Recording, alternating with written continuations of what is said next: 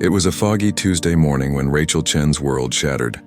She stood frozen at her kitchen window, coffee mug trembling in her hand, as police cars silently pulled into her driveway.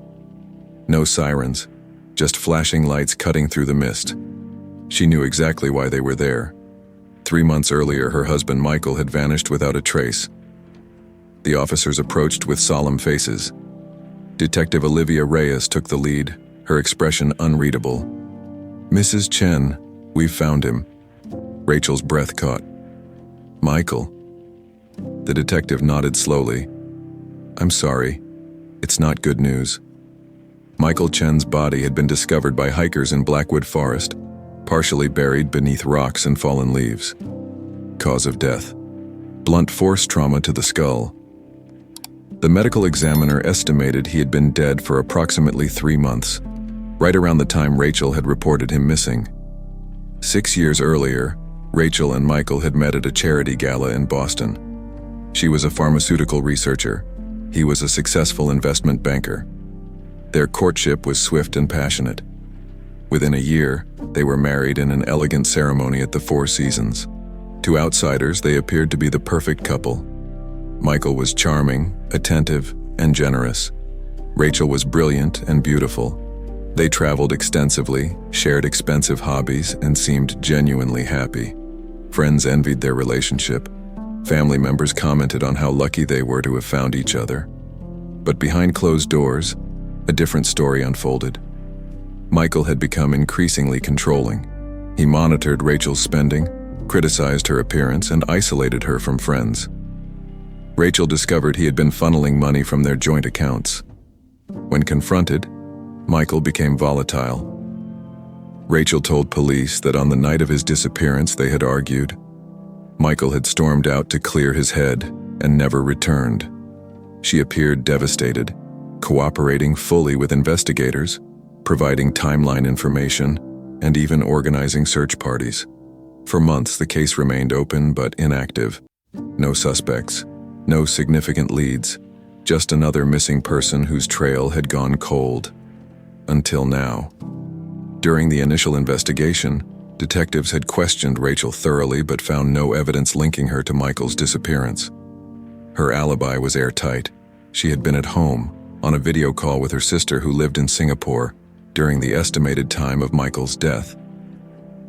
Phone records confirmed their 3-hour conversation. Security footage from their neighborhood showed no suspicious activity. Credit card records showed Rachel ordering takeout food that evening. But as Detective Reyes studied the case file after the body's discovery, something didn't add up. The location where Michael's body was found was remote, difficult to access, and not somewhere a random killer would likely choose. It required local knowledge. Forensic evidence revealed something else peculiar. Michael hadn't been killed in Blackwood Forest. He had been murdered elsewhere and moved post-mortem. The crime scene had been meticulously cleaned. This wasn't a crime of passion, it was premeditated. As police dug deeper into Rachel's background, they discovered she had majored in biochemistry with a focus on time-release drug delivery systems. They reordered a toxicology screening on Michael's remains. The results were staggering. Traces of a powerful sedative that would have rendered him unconscious hours after ingestion. 2 weeks after Michael's body was found, Rachel sat in the kitchen of her elegant townhouse nursing a glass of wine. A knock on the door startled her. When she opened it, the blood drained from her face. Standing on her doorstep was Dr. James Warren, Michael's best friend, the same man whose funeral she had attended 5 years ago. "Hello, Rachel," he said quietly. "May I come in?" Rachel stepped back, visibly shaken. "James? How?" "You're dead. You died in that boating accident. There was a funeral." "There was a funeral," he confirmed, stepping inside. "But no body was ever recovered, remember?" As James entered the house, Rachel's mind raced. She and James had once been lovers, before she met Michael. When Michael introduced them at a dinner party, they had pretended not to know each other. Their affair had continued in secret until James allegedly drowned during a solo sailing trip. "Why are you here?" "After all this time," Rachel whispered, her composure cracking. "The police came to see me yesterday," James replied, studying her face. "They're re-examining evidence in Michael's case. They found a hair at the burial site that doesn't match Michael's or yours. They're running it through the database." Rachel's hand tightened around her wine glass. "I don't understand. Why would they come to you? You're supposed to be dead." "I faked my death, Rachel. Just like we planned. But I didn't kill Michael. That wasn't part of our plan." Rachel's expression hardened. "I don't know what you're talking about." What Rachel didn't realize was that James was wearing a wire. Outside, Detective Reyes and her partner listened to every word. They had located James 6 months earlier, living under a new identity in Montreal. When confronted, he had agreed to cooperate. "Don't do this, Rachel," James continued. "They know about the sedative in his food. They know you set up that video call with your sister as an alibi, but you used a deepfake program to simulate your presence while you were actually driving Michael's body to the forest. They found the software on your cloud backup." Rachel's face transformed.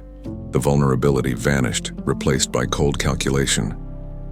"You have no proof. No one can prove I wasn't on that call."